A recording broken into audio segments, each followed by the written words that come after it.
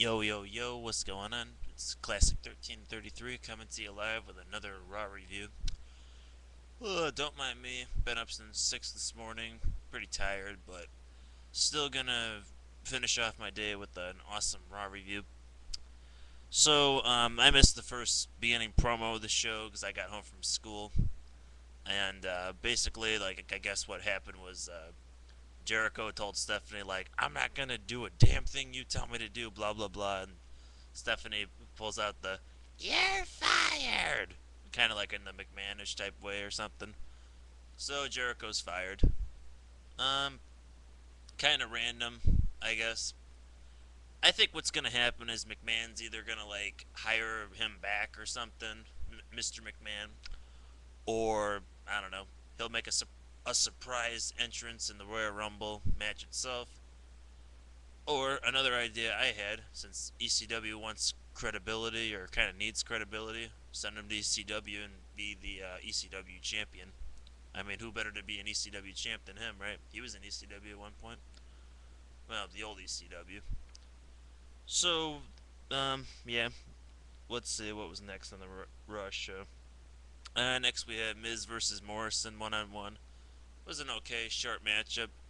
I like to point out a little mistake Lawler made in the matchup. You know how Miz does that running clothesline in the corner move? Well, Lawler called it a knee to the face, and I could swear it's a clothesline. I mean, you see Miz go like, while he's jumping. It's a clothesline. If it's a knee to the face, someone let me know. But I swear it's a clothesline. So Raymond wins the match with the 619 and then a weak splash. I'm not a fan of the 619 really being a finishing move or something because it's just a little swinging kick to the face or whatever. And then just hits a weak splash and it's kind of bleh. So then Knox attacks Mysterio from behind again. Again, Stephanie McMahon's like, okay, he's done wrestling. Get your ass out there and beat him up. And then Mike Knox shows up, but then Mysterio actually decides to fight back this time, gives him a hurricane out of the ring. So next week they're going to have their one-on-one matchup. Wow, I'm excited. Not really. Oh, and a little quick plug for me here, because I'm bringing it back. Um, I like to promote Gargoyles season one. It has 13 episodes, but it's an awesome cartoon show. And my little reason for this little promotion for Gargoyles is because they released season 2, volume 1, but they haven't released any more seasons. So I'm starting a revolution. I want the rest of Gargoyles released. Damn it, release it already. So other than that, let's jump back to Raw here.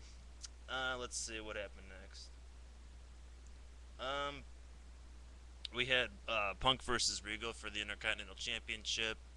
If Regal gets disqualified, Punk will win the title. And this was like a short matchup. It was good for what it was, like the whole 2-3 minutes it was. And then it kind of had a kind of a funny ending. I thought um, like Regal like hit Punk in the head with a knee in the corner or something, and then he kind of started backing up, and then Punk gives him like a low blow, and it's like a disqualification. And they're trying to play it off like oh, it was an accident, it was an accident. It looked pretty intentional to me. If you watch it again, I swear it looked intentional. So I thought that was kind of funny. So yeah, so Regal wins by disqualification. And then backstage we got Skim Snuka and Manu, and they're threatening Cody Rhodes, and they're like, like, we're gonna jump Randy Orton later, and we've got backup, a second generation superstar. So you gotta help us out.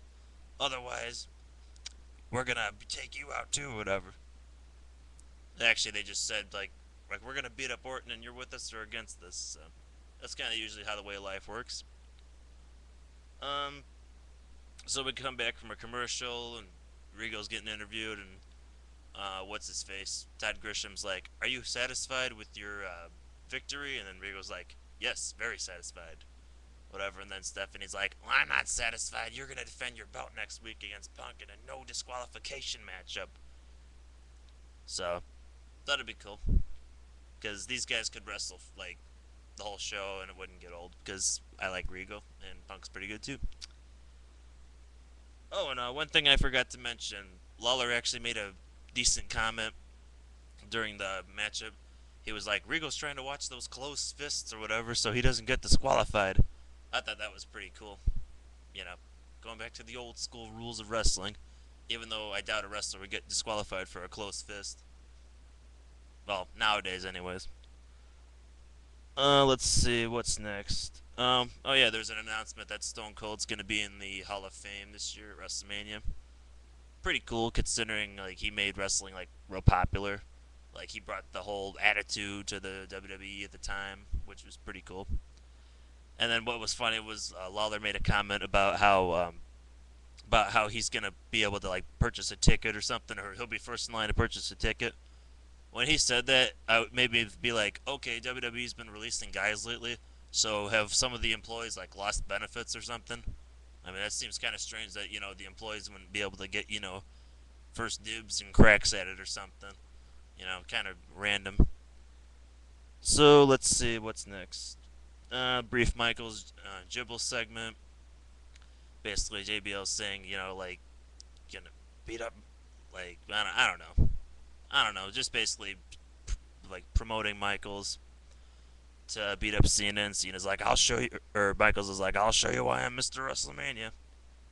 So, yeah. And then they promote McMahon, basically giving people, you're fired stuff. It'd be cool having him back, although I still think it would have been better if they would have kept it a surprise return instead of just announcing it, but WWE, they want their ratings and stuff, which is, slightly understandable and all, but still. So, let's see. Next match, we have Kane versus Orton with Cody Rhodes. Cody Rhodes comes out dressed just like Orton. Was that to, like, show unity, or was that just because or something? It looked kind of weird. This match was okay, I guess. I don't know. It was just kind of like punches, kicks, pretty much. Um, Little Michael Cole rip on here. And actually, I think I have a couple rips for him on this video. But yeah, the first one is Michael Cole was like, Orton punted Batista, and when he punted Batista, he said it was personally satisfying.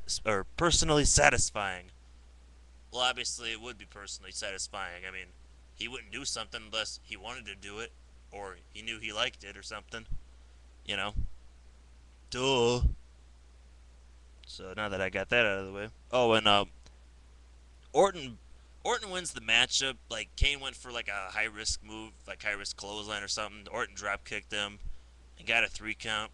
Kane's shoulder was up when the ref counted 3. Ref didn't see it. Match was over. Um, so let's see. Then we get Manu and Skim Snuka coming out, and they're like yeah, we got our backup. And then Ted DiBiase returns to come out with them, and so they surround the ring, and they they're all looking at Orton, and they're gonna sneak into the ring or something, and they go into the ring, and then the first thing out of my mouth is like DiBiase's gonna beat up both Snuka and Manu, and sure enough, he did. He helped Cody and Orton beat those guys up. Um, what was it? Cody hit that last rights move on Snuka, and DiBiase hit that $1 million Russian leg sweep move on Snuka, or on Manu, I mean. I'm about out of time on this, so I'm gonna go to part 2.